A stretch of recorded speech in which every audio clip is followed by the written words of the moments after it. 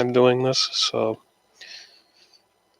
okay, we're live. This is my first time doing a live show, just trying to check out how exactly this all works. I'm going to share a quick article, get through as much of it as possible before I have to go. It's called The Catholic School Plot, Who's Snuffing Your Neighbor's Kittens? And it's from a Larouche publication in 2002. They're discussing a fascist nest of so-called traditionalists. Most of them, from my perspective as a Catholic, are neoconservative Opus Dei aligned type people. But the article goes into the kinds of things they were doing against Larouche, and in general the kinds of things they were supporting. I'm going to be doing a series on the kind of self-policing and contradictory kinds of agendas that are being pushed, or not just agendas, but ideas, big ideas, as David Ogilvy would call them, on the traditional Catholic community. One of those things is what's called Catholic identity, which we now have a Catholic identity conference that E. Michael Jones went to, Michael Vors went to. A lot of great people have gone to. But anybody who's aware of Walter Lippmann, who was kind of the better version of Edward Bernays, I think, one of the guys who founded modern advertising. He was the one, I believe. No, that was Edward Bernays.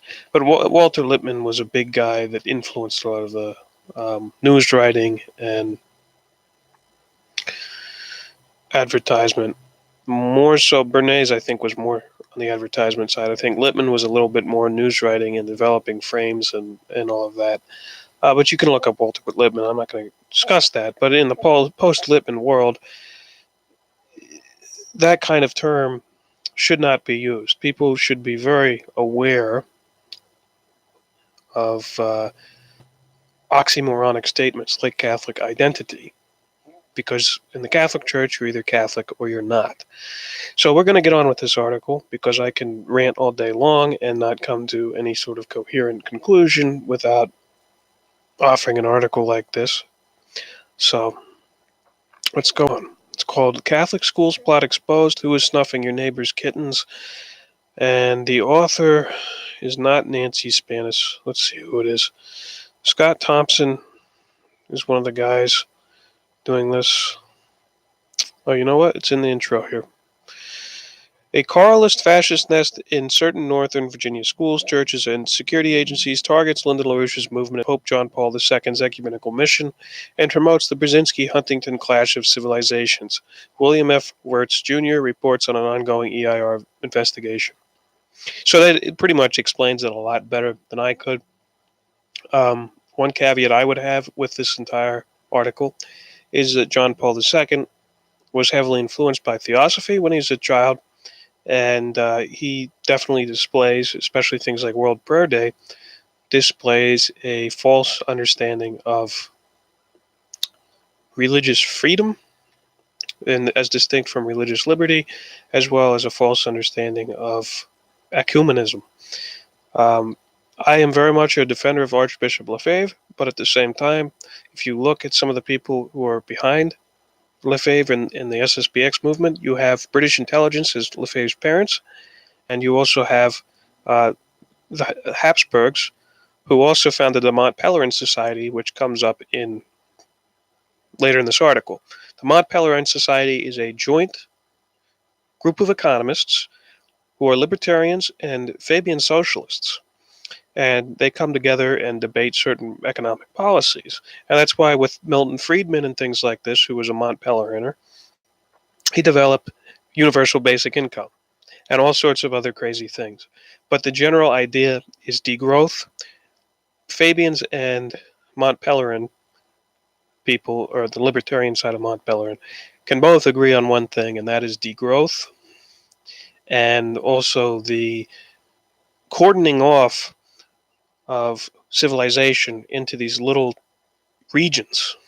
I think at one point somebody has called this dominionism. I'm not exactly sure if that's the right thing. Let me look that up real quick.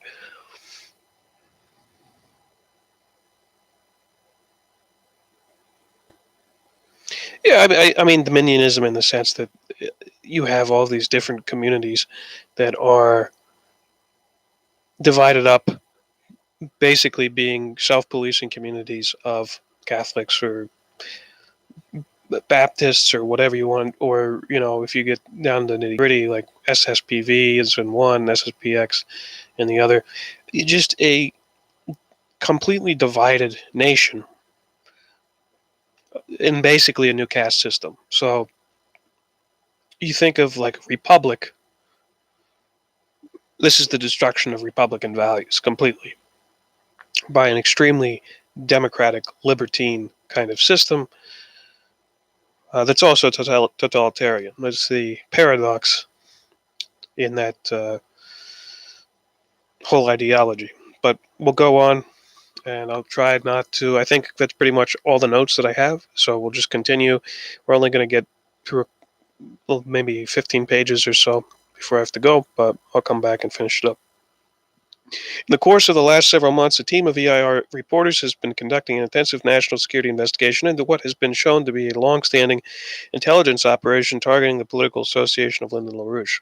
This investigation, which was accelerated by the related indictment of former FBI agent Robert Hansen, has uncovered a large chunk of evidence exposing a fascist, anti-Semitic, anti-American network which has been operating under the cover of Catholic Church in the Arlington Diocese of North Virginia.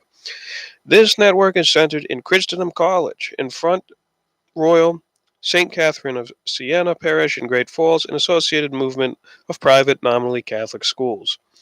This network's operations are aimed not only against LaRouche, they are for similar motives conducted against the ecumenical mission of Pope John Paul II, and also an important threat to the security of the USA. Former FBI counterintelligence official Robert Hansen, who has now pled guilty on charges of spying for the Soviet Union, is centered in the midst of this enemy operation. Whatever the disposition of the Hansen case, this network aimed at the throat of Washington, D.C. federal bureaucracy remains an integral part of a major threat to the system of constitutional government of the United States. Admittedly, the immediate focus of this report is our objection to clarify publicly the nature of certain dirty operations which were focused most directly against our association's network in North Virginia. However, even what are apparently small matters, such as this case, if they involve issues of constitutional or other high principle, a competent reporter never overlooks the forest when counting the trees. As this report will show, the same network not only includes a nasty nest of pro-fascist, nominally Catholic philosophical Gnostics, but we'll emphasize that this nest is only one integral part of a much broader collection of kindred sorts, of both nominally Protestant and also nominally whatnot theological and political perversities. One last note. These are people who are attacking John Paul II for his ecumenism. Meanwhile, they are operating this pro-life movement that prays with Protestants and all of this against John Paul II. There's a lot of Catholics who will, anybody who will attack Pope Francis or something like this, who's even, a Protestant, some trad cats will come over and, buddy up with them. It's completely absurd because you're both doing the same kinds of things. Maybe not to the same extent, but it is hypocrisy going on. What we encountered in North Virginia came to the surface at first in this following form. As this evidence will show, the intelligence operation represented by this nest is not run by a foreign government. It pretends to be Catholic, but is actually a Nazi, Waffen, SS-like expression of universal fascism proposed by Samuel P. Huntington in The Soldier and the State. This means universal fascism, as the term was used by the likes of Kissinger crony Michael Leiden.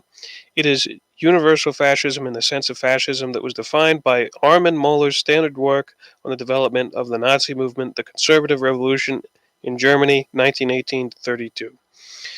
This universal fascist penetration of the Catholic and other circles in the USA, as typified by relevant associates of Christendom College, is a reflection of an ideological axis. The current Brzezinski-Huntington drive for a global clash of civilizations war. The fact that the Catholic elements of this Gnostic utopian network are not only situated within the Dulles family legacies, Washington, D.C. Beltway, but are also being used for deep penetration of the highest levels of federal government institutions, puts this problem in a high ranking position among others current internal national security threats to our nation.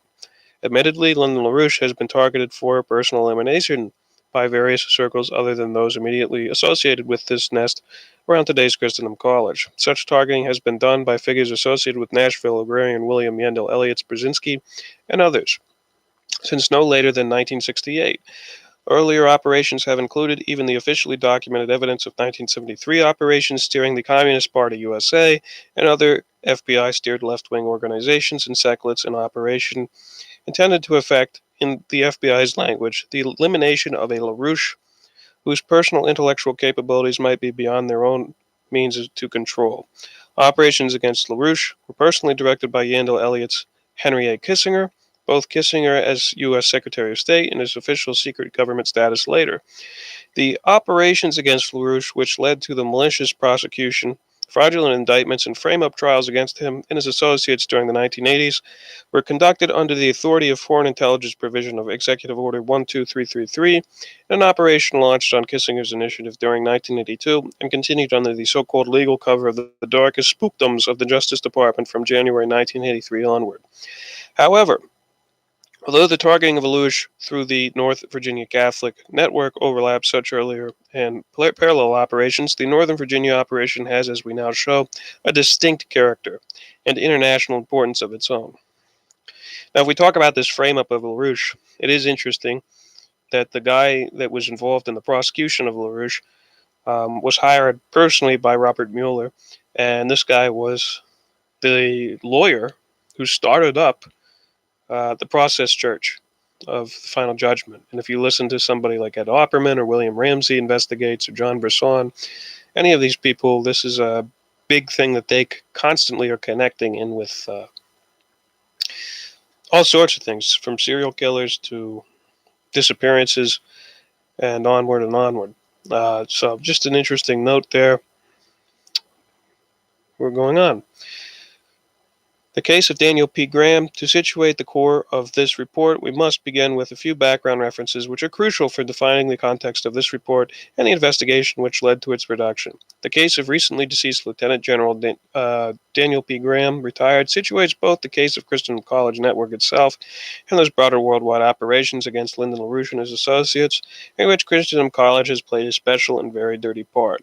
Typical of the beginnings of the latter Christendom College operations against LaRouche is this case of the subsequently deceased Daniel Graham, best known for his devastatingly incompetent intelligence assessments, while still holding a rank of colonel that concerns what became the Tet Offensive, a gross blunder for which Graham was at least nominally accountable, which should be compared with lunatic misassessments of continued warfare prospects in Afghanistan today.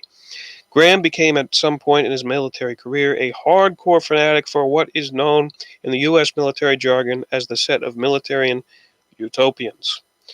Graham has left behind him, still today, the trail of red dye showing the connections between fascist utopianism and certain North Virginia churches, and a spreading slime mold of tiny pro-Carlism polluted schools. On the one side, and on the other hand, dirty operations focused against LaRouche and others in the Northern Virginia and adjoining regions. This trail also points with surgical precision to the threat to bring fascism to the power throughout the Americas. These so-called utopians, and if people doubt that fascism was being brought to the Americas, you can look at something like Augustus Pinochet, who was funded by the same guy who ran the Municipal Assistance Corporation in New York, which was basically a fascist takeover of New York City by a public-private partnership. This guy was funneling money through to Augustus Pinochet, and I think he was also helping with the Iran-Contra uh, laundering. And that's Felix Rohatyn, who was also a friend of Trump's. But going on, these so-called utopians, which Graham came to represent, are the circles associated with the Rand Corporation, H. Smith Richardson Foundation, and others of that likeness, who have sought to destroy all vestiges of that West Point tradition in World War II veterans associate with the practices of U.S. military under the leaders General Douglas MacArthur and President Dwight David Eisenhower, and also with such European traditions as the influence of such authentically original military geniuses as France's Major General Lazare Carnot and Germany's Gerhard Scharnhorst. Our present-day utopians are incompetent, but also hysterically fanatical and unfortunately increasingly influential over U.S. policy and leadership of both major parties since the exemplary assassination of President John F. Kennedy. As a professional double dipper, Graham's retirement from the duty led him into the role of a beribboned utopian hack for the Heritage Foundation, a Mont Pelerin Society asset organized by the same Paul Weyrich, who has played a seminal role in creating the pro-fascist nest centered on locations such as Christendom College and St. Catherine of Siena. This is the same Paul Weyrich whose Northern Virginia-based operations targeting Ukraine and Russia defined context in which the case confessed former FBI spy Robert Hanssen is situated. During the summer of 1982, approximately the same time Kissinger began lobbying the FBI for a dirty operation against Larouche, Graham launched a speaking tour campaign against Larouche's proposal for a U.S. strategic nuclear missile defense policy. Later in the autumn of 1982, Graham broadened his attacks on Larouche to include Dr. Edward Teller, who just announced policy parallel to that promoted by Larouche. During this period, from February 1982 through and beyond February 1983, Larouche was conducting back-channel discussions with the Soviet government on behalf of the Reagan presidency, while at the same time campaigning for pre-acceptance of the same policy publicly and also publicly and behind doors with circles of other governments in various parts of the world, including those of France, Germany, Italy, and elsewhere. When President Ronald Reagan announced his adoption of this policy in the concluding segment of internationally broadcast television address of March 23, 1983, Graham and his Heritage Associates launched a twofold counter-thrust. First, they proposed to support Reagan's proposal on the condition it was based on a kookish high-frontier fantasy, strategically useless contribution to welfare funds of the Beltway Double Dipper Society to limit strategic defense to technologically obsolete off-the-shelf designs already existing as capabilities of financier corporations.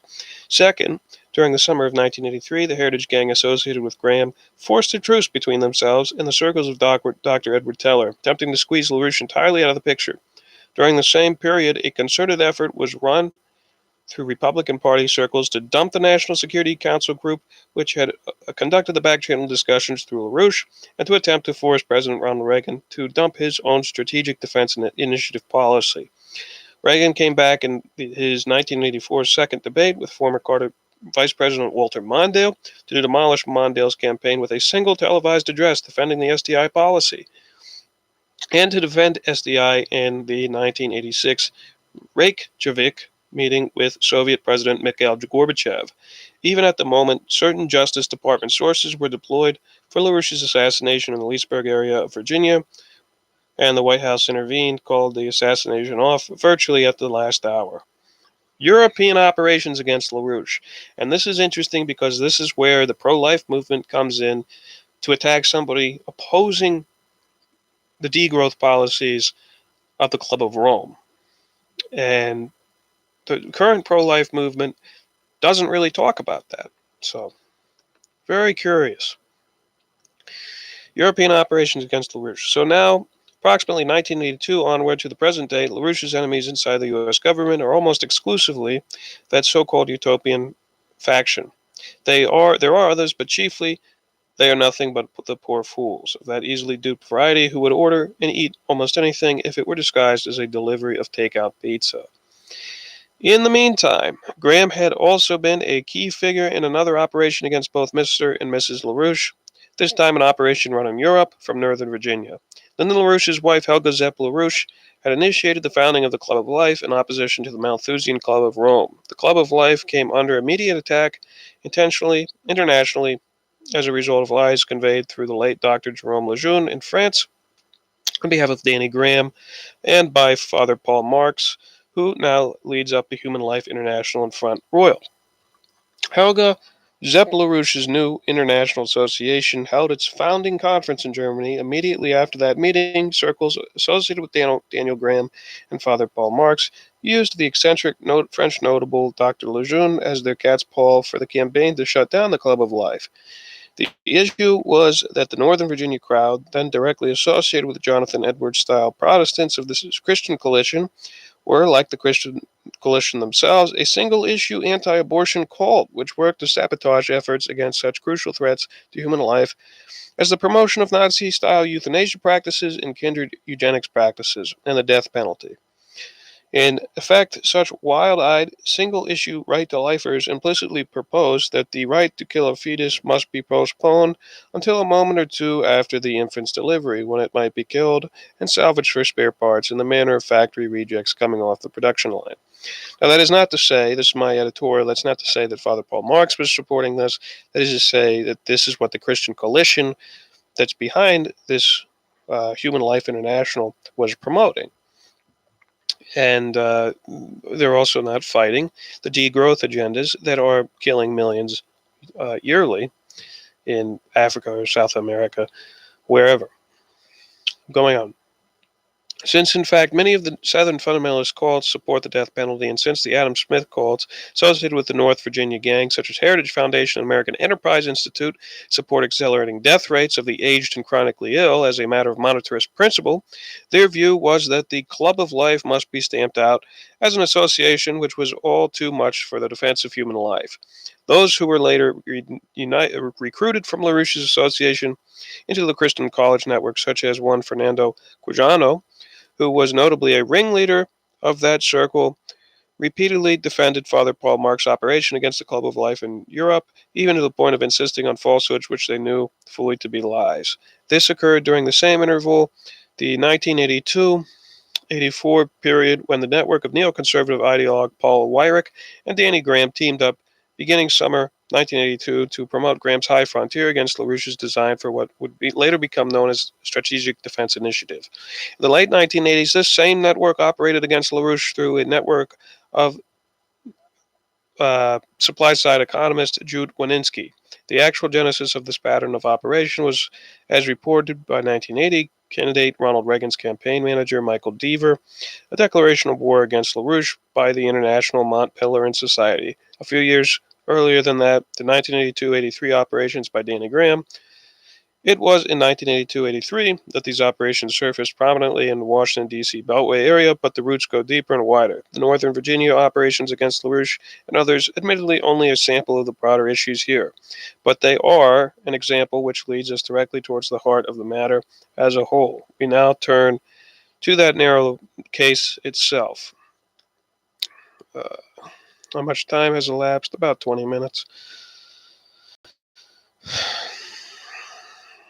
Not the most fun thing to look at. I have no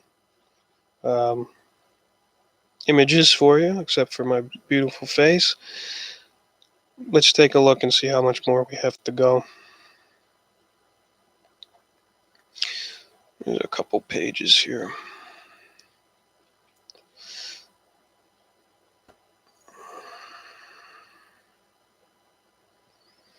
Well, I'll just pick up wherever I have to leave off. So, section 1 is called the fascist heritage itself.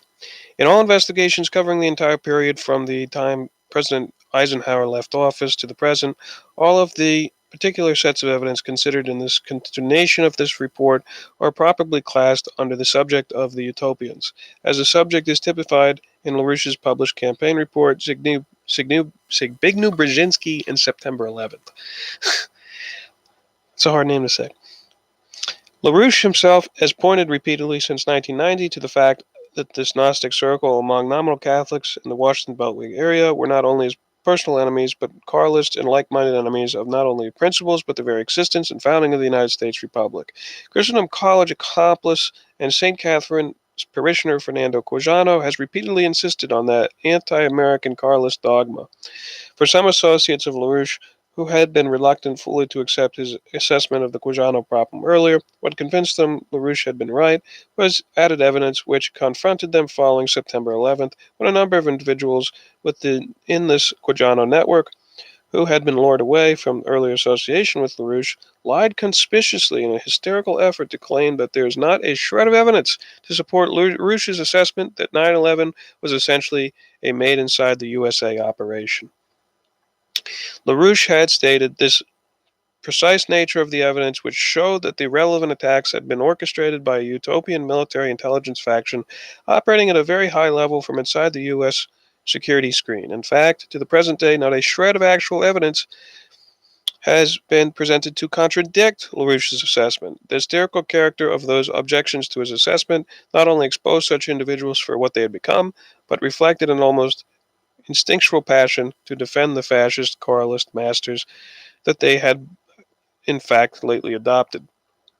And so I think the LaRouche movement was big, and you can call it whatever you want, but they are big behind getting the, I think, 28 pages of the 9/11 Commission report that were all about the Saudi conspiracy and the Saudi support behind 9/11. And if you understand Saudi intelligence and if you understand Israeli intelligence, they're both controlled by British intelligence.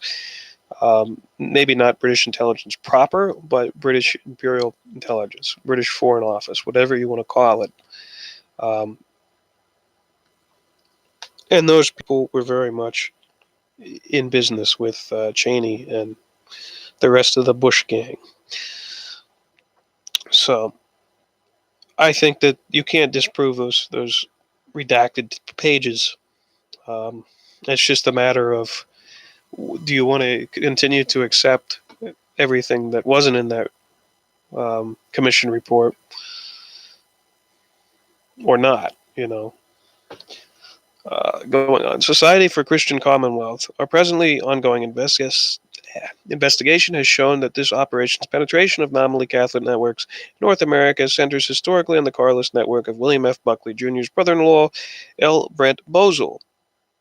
The role of Buckley family intersects the international influence of fascist pro-Carlist circles among British converts to Catholicism, such as notorious cases of avowedly pro-fascist G.K. Chesterton and Hilaire Belloc. And this is kind of a specious connection. They're trying to connect these guys to distributism, and they're trying to connect distributism to fascism. Now, on the other side, with the super trad cat guys, they call distributism a form of communism. So it's a little, I think that G.K. Chesterton and Hilaire Belloc are not fascist, but we're going to go on. Bozell formed the Society for Christian Commonwealth, SCC, in Warrenton, Virginia, and published Triumph magazine from 1966 until 1976, at which time his long-simmering insanity resulted in publication's demise. As you will see, this network, although nominally Catholic, is closely tied to the most wild-eyed right-wing fundamentalist Protestants, such as Jerry Falwell, Pat Robertson, William Yandell Elliott's Nashville Agrarians, to the pro-Mussolini distributionist circles of J.K. Chesterton and Hilaire Belloc, and is thoroughly committed to the Mont Pelerin Society, Heritage Foundation, and American Enterprise Institute, with their adoption of Adam Smith's Gnostic free trade as implicitly an article of religious faith. As the time included with the report demonstrates, this operation has deployed against LaRouche since the 1970s, beginning with the attempted infiltration of the LaRouche Association by a sometime Buckley-linked FBI asset, Gregory Rose. During the late 1970s, the operation against LaRouche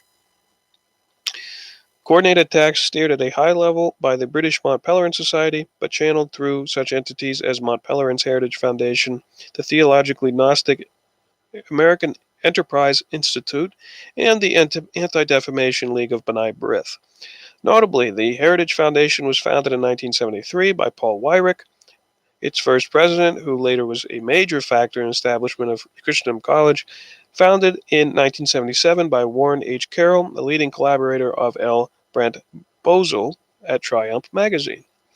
After a high-level intervention which aborted a planned Justice Department-directed assassination of LaRouche in October 1986, and LaRouche's implicit exoneration on charges in 1988, LaRouche was then railroaded into prison in 1989 through an escalation of the 1982-83 initiative launched to try to destroy him and take over, loot, and corrupt the movement he had founded and led.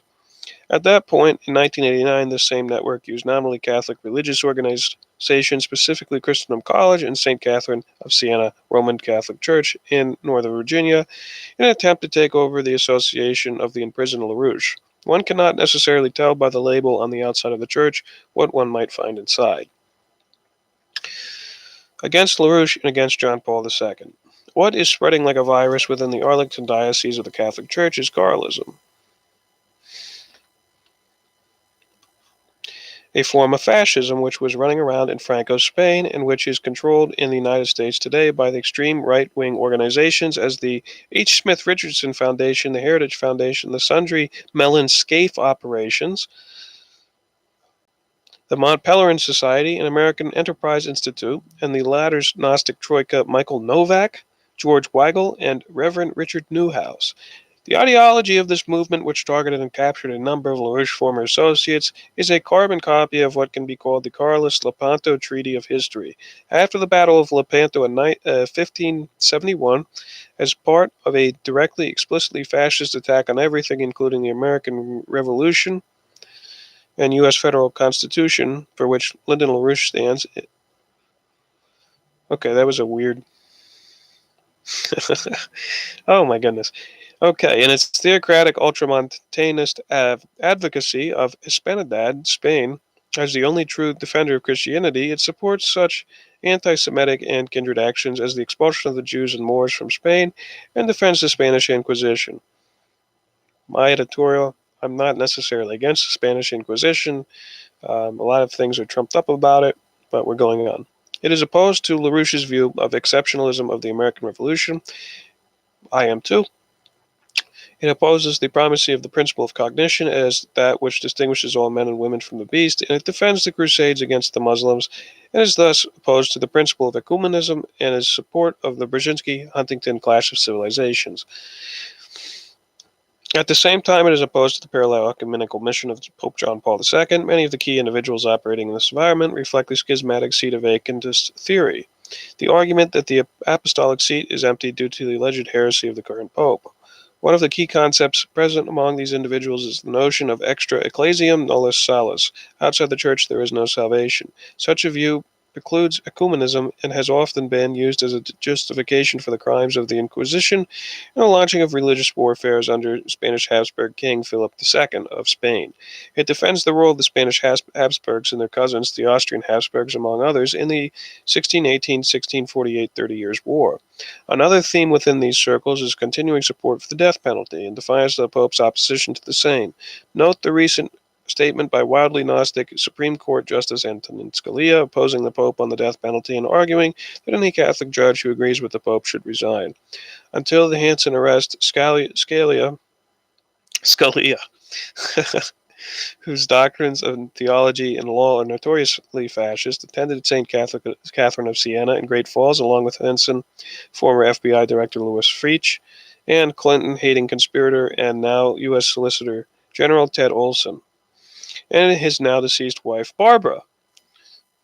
In explicit defiance of Pope John Paul II, Scalia argued on January 25, 2002 at a forum of University of Chicago as follows.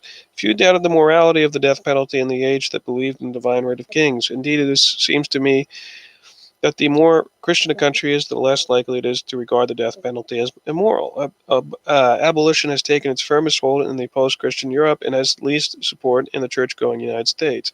On all these issues just identified, LaRouche associate Fernando Quijano captured in these post-1989 operations to destroy the LaRouche movement explicitly, emphatically, and repeatedly rejected essential principles for the Catholic Church led by John Paul has stood. Those who joined Quijano in the exodus from humanity by this route either vigorously affirmed Quijano's errancy or condoned it with evasive, ostensibly qualifying sophistries. To understand Christendom College today, we must trace its fascist roots through examination of Bosel and Buckley's Society for the Christian Commonwealth and Triumph magazine. What is currently known about the origin of fascist movement is that in the aftermath of Vatican II, and in large part in opposition to the reforms implemented in that council. L. Brent Bozell created the SCC, which began publishing Triumph in 1966. Among the leading individuals associated with this movement was Dr. Frederick Wilhelmsman of the University of Dallas. Wilhelmsman was an advisor and contributor to the Neo-Confederate Southern Partisan until his death in 1996. He was also knighted in 1975 by Prince Xavier de Bourbon Parma for having smuggled an exiled Carlist pretender to the Spanish throne back into Spain from France. He was Christendom College founder, Warren Carroll's mentor, and he was described as the dawn of philosophy and political science at the University of Dallas. He was particularly close to the shy pretender to the Austro-Hungarian Empire, Otto von Habsburg, who was listed as a contributor to Triumph from the beginning. And my note here, Dr. Otto von Habsburg was one of the founders of the Mont Pelerin Society. From at least 1970-73, the SCC sponsored 2-month-long seminars in Madrid, Spain, and July and August at El Escorial, the Palace of King Philip, 1556-98. These seminars, which were also attended by Wilhelmsman's daughter Alexandra and by Warren H. Carroll and his wife, and Westhoff Carroll, were advertised in Triumph as followed: the theological and philosophical roots of Western Christendom, with special emphasis on Spanish history, the Reconquest, the Escorial and Trent, the Crusade against Communism in 1936-39. Excuse me. From the standpoint of the current attempted coup d'etat, beginning September 11th, it should be noted that Warren H. Carroll, who worked briefly for the CIA in 1959-60, was part of the milieu of Kennedy assassination prior to the creation of the SCC. In 1963, Carroll was a scriptwriter for Dallas-based radio show called Lifeline, funded by H.L. Hunt, and a member of the Conservatives USA, CUSA. The head of CUSA in Dallas at that time was Robert Morris, who was, I think that's Dick Morris's the guy part of the Roy Cohn machine, who was formerly chief counsel for Senator Joe McCarthy, thus working side by side with Roy Cohn. By 1963, Morris was president of the University of Dallas. CUSA took out the famous ad in Dallas newspaper the day Kennedy was shot, which read, "Kennedy wanted for treason," with a black obituary border. Days later, a script written by Carroll on heroism was found, according to the Warren Commission report, in the car of Jack Ruby the day he killed Oswald. This, then, was the founder of Christendom College. Triumph magazine supposed Pope Paul V's 1967 encyclical Populorum Progressio, claiming that it abandoned the principle of subsidiary, which is to say the Pope advocated the role of government in promoting the general welfare as opposed to the Gnostic doctrine of free trade, so admired today by the likes of American Enterprise Institute's Michael Novak, whose articles appeared in Triumph magazine in November 1971 and in January 1973. However, Triumph saw the 1968 publication of Paul VI's Humanae Vitae as an opportunity to reshape politics in the United States and globally by focusing on the single issue of opposition to abortion. In the September 1969 issue of Triumph, editor Michael Lawrence wrote an editorial entitled Our First 3 Years, in which he said, in liturgy, the schools, the ecumenical movement, the religious orders, the Catholic press, even the College of Bishops, everywhere in the church, there was visible disorientation. On July 29, 1968, God sent me an answer. The encyclical Humanae Vitae was not received by the church or the world as a message from God, but most important of all, Humanae Vitae was the beginning of the fashioning of new politics. Yes, politics.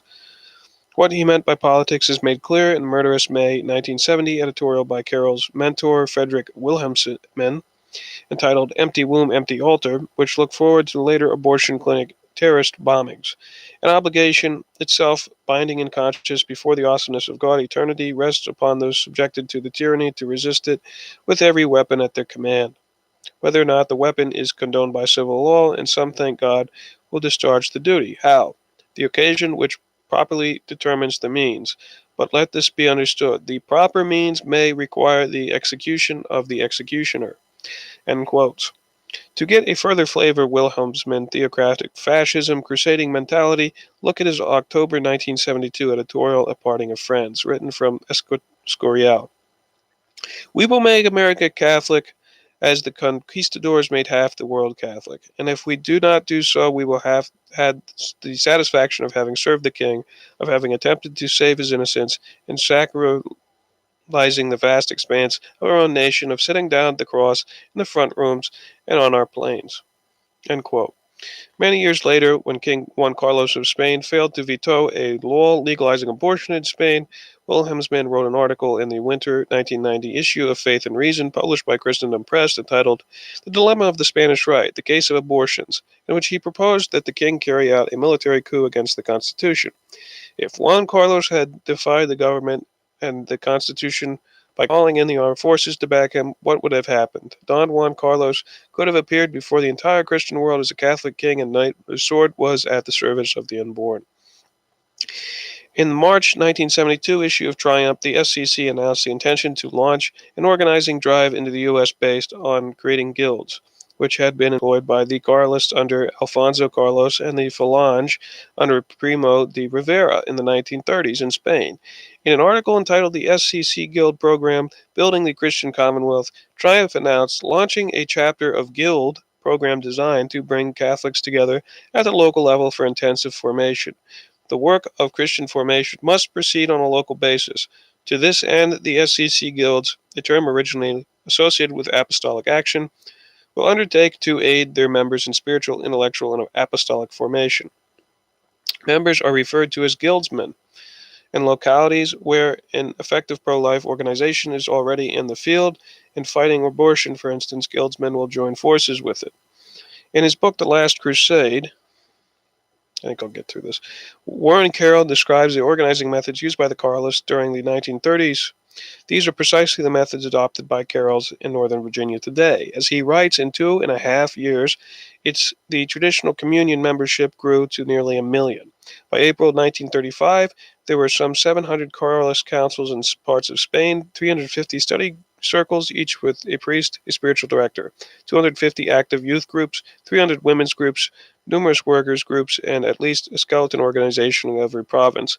2 major daily newspapers supported Carlism, along with the widely circulated weekly, which was explicitly a Carlist organ. They were Carlist libraries, orchestras, choirs, folk dance societies, dramatic societies, and sports leagues.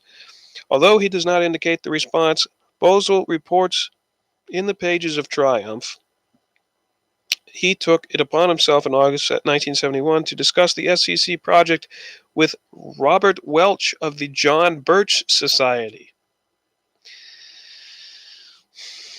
The creation of Christendom College. Beginning as early as 1969, the editors of Triumph were already considering the creation of Feudalist Catholic University. The May 1969 issue featured an article entitled Let's Found a Catholic University, in which they wrote, and then let us fix our eyes on the model of the medieval University of Paris. With this one great and brilliant school grounded solidly in the Christian faith and devoted in every discipline to stretching the potential of human mind to its furthest limits, the Church could lay the foundation of a future Christian culture in America. In January 1973, Warren Carroll authored an article on the modern university missionary territory, in which he wrote, Preparation for an apostolate to the university should consist in combination of study and spiritual development, basically similar to that offered by the Christian Commonwealth Institute during the past 3 summers in Spain, but aimed more specifically at the particular task. Wherever possible and soon as it is possible, young people should be selected and encouraged to undertake the training by those, such as the local SEC Guild, CFU chapter, or other local Orthodox Catholic groups, who are pioneering in a particular campus apostolate. Christendom College, founded in Front Royal, Virginia in 1977, was thus the direct result of the Carlist seminars sponsored by the SEC Guild program announced in 1972. Founder Carroll served as president from 1977-85 and is now a professor of history at that college.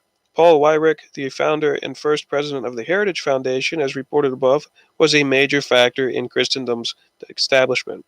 The role of Weyrich, who in 1990 was ordained as a deacon of the Melkite Greek Catholic Church in working with the religious right, Protestant fundamentalists, beginning with the Religious Roundtable, and then later with Jerry Falwell's Moral Majority and Pat Robertson's Christian Coalition, to reshape U.S. politics around reductionist single issues, is noted in a box accompanying this article, as is his involvement in penetration operations against Russia, which intersect those of Robert Hansen.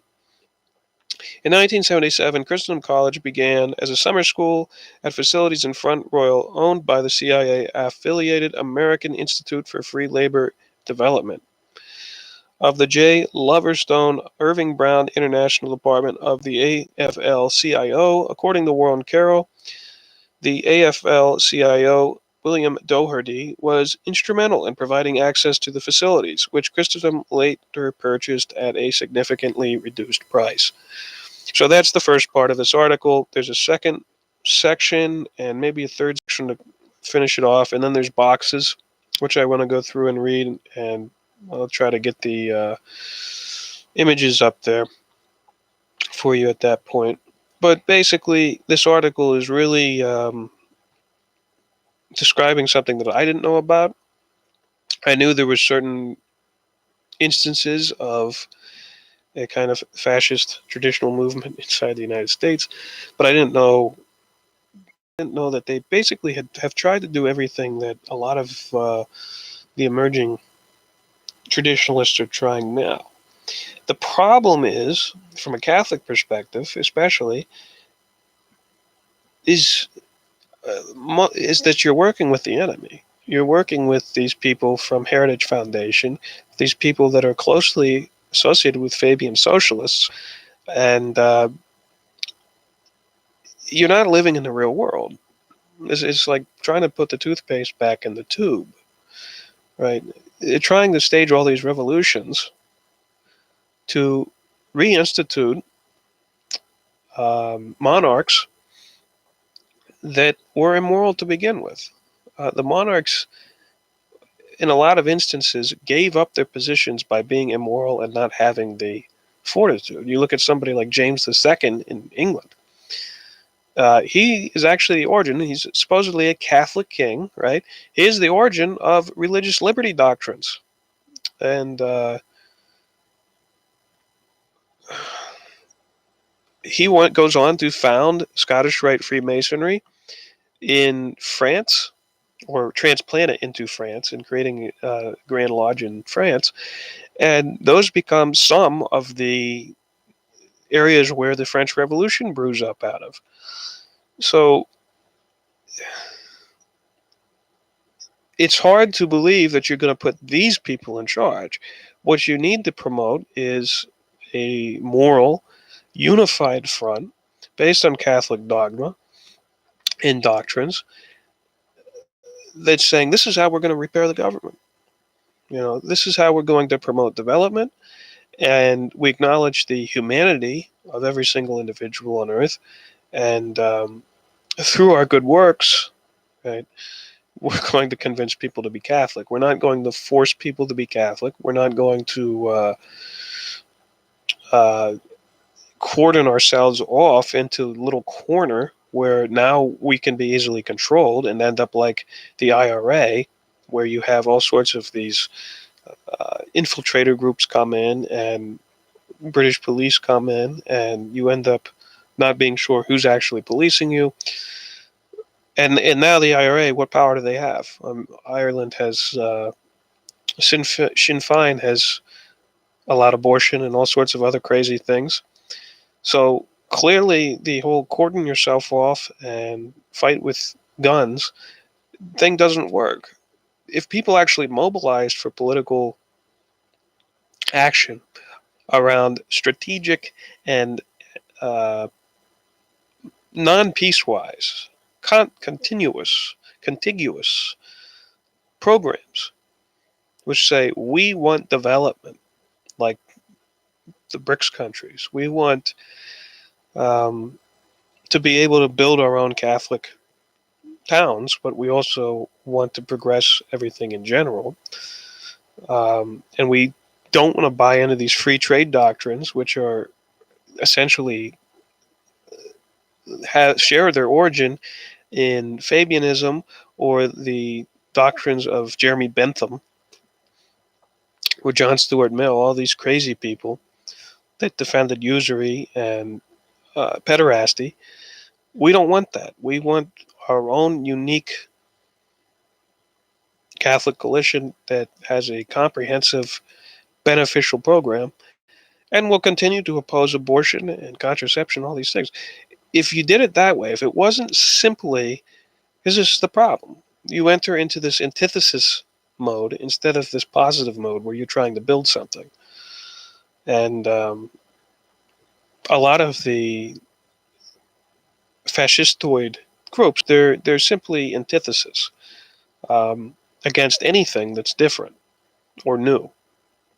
I like to say that romanticism is make-believe and fascism is make-you-make-believe. Um, they both are based on the same erroneous simulacrum, and they both, well, one leads to the other, one begets the other. They both end up failing in the end because you're not actually considering the facts of the modern day. You're trying to live way in the past without context to the present day. There's certain things that you can do to go back to the past, right? But you're not going to, there's no reason to want to use a a buggy, a horse buggy. There's no reason that you want to go back to the days of the plague. So, and that goes into other problems with technology. I mean, technology can certainly revolutionize sociological environments, but you can also control technology in such a way that it doesn't do that. Like if we never had the suburbs, things would be a lot better. We would have developed city technology, would have developed the cities far better than they are now, and they'd be a lot nicer looking. There would be a lot more investment inside the cities, and there wouldn't be all this wasted money going into suburban projects. That's one example of things, because if you read like E. Michael Jones' Slaughter of Cities, you realize the reason Catholics lose their ethnicity and their ethnic identity is because they go out into the suburbs. They're forced out of the cities into the suburbs, and they just become the guy that's keeping up with the Joneses. They don't have that Italian root or that Irish root or that Hungarian root, whatever you call it.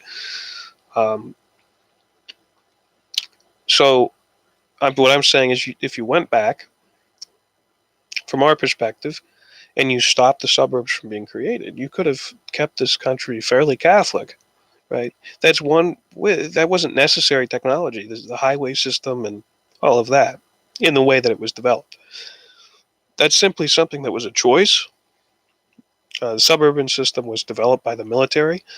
It was simply a choice by them because they saw that as being the thing that would create this melting pot. Okay, so not all technology has to happen that way.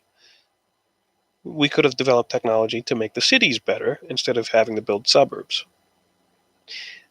It's a pretty simple concept, but a lot of people don't get it, and that's why I kind of want to tack that on the end here. But I'm going to continue back. I think there's 2 more sections to read on this article.